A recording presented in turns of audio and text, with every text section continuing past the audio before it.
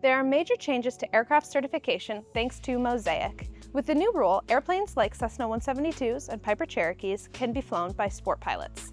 MOSAIC also makes certification much easier for newly designed, fast, advanced aircraft. Today, we'll look at what MOSAIC specifically means for aircraft. AOPA keeps flying safe, accessible, and fun by protecting your freedom to fly. We are the most trusted one-stop resource for all things related to general aviation.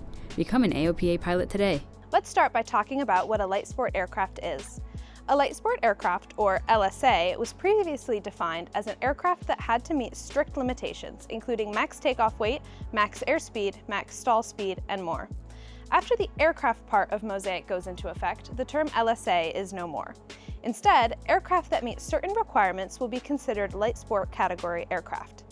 Instead of a weight and speed limit for light sport category aircraft, a stall speed limitation replaces the weight limit, allowing a more expansive range of design options.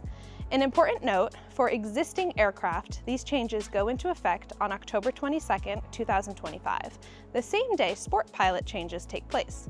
When it comes to new aircraft, this rule takes effect on July 24, 2026. Now, let's look at the changes to the rules comparing LSAs to light sport category aircraft under MOSAIC. Let's start with how the aircraft can be used. Under both rules, aircraft are for sport and recreational use, non-commercial use with the exception that the new rule allows for some travel and aerial work. The max number of seats change under the new rule, going from 2 to 4. Stall speed is one of the most significant factors. Original LSAs needed a stall speed of 45 knots with no flaps. Stall speeds are a little more complex with MOSAIC. For airplanes, it's 61 knots calibrated airspeed, flaps extended. Gliders, 45 knots calibrated airspeed, flaps extended. For weight shift control, 45 knot calibrated airspeed, no flaps. Max airspeed was a major limitation with LSAs. They were limited to 120 knots. The max airspeed under the new rule is 250 knots calibrated. Engine number and type also changes with the new rule. Previously, it had to be a single reciprocating engine. The new rule allows any type and number of power plants. Constant speed propellers and retractable landing gear are also allowed with the new rule. A lot of these changes will allow exciting new aircraft to be more easily certified in the US.